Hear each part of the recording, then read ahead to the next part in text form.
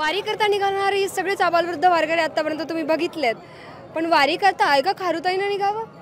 भगवंतावरचं प्रेम किंवा काहीतरी मागचं संचित म्हणा ना, की त्या वाटेवरती यावंसं वाटणं. आणि ही खारुताई आत्ता कुठून आलेली आहेत आपण बघूयात.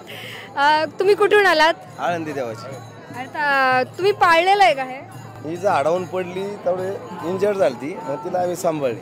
अच्छा, म्हणजे पूर्णतः पाळीव झाली म्हणून तो आम्ही सगळे बघतो, तिला बिस्किट काजू बदाम वगैरे ती खाते. अरे वा, कितवी वारी? वा, खारुताईची कितवी? पहिली आहे ना, आमची 7वी. अच्छा, तुमचा वारीचा अनुभव?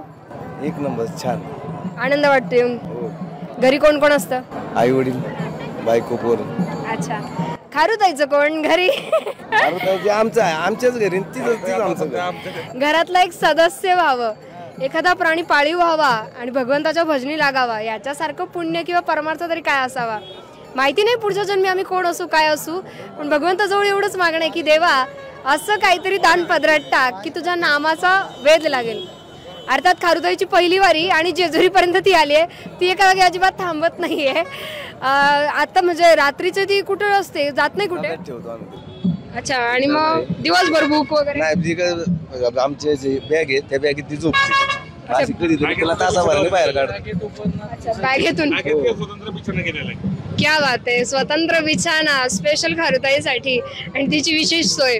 आमच्या सगळ्यांच्या खूप सदिच्छा की पंढरीची त्या खारुताईची वारी अगदी यशस्वी हो. आणि अर्थात त्यांना सांभाळणारी सगळीच ही मंडळी. अर्थात